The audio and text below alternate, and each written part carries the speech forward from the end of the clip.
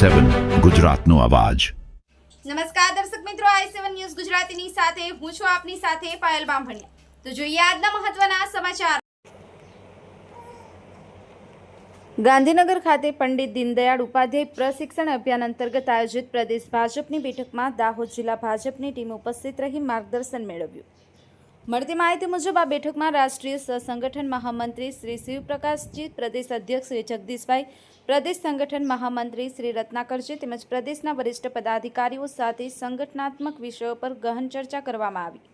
દાહોદ જિલ્લામાંથી પ્રદેશ મંત્રી શ્રી શંકરભાઈ, જિલ્લા પ્રમુખ શ્રી સ્નેહલભાઈ અને પ્રશિક્ષણ અભિયાનના જિલ્લા સંયોજક નરેન્દ્રભાઈ સોની, સહસંયોજક હિમાંશુભાઈ નાગર પણ આ બેઠકમાં સહભાગી થયા હતા।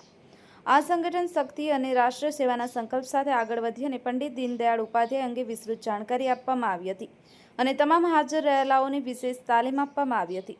Bureau chief Kalubhai Damor, i7 news Gujarati, Dahod.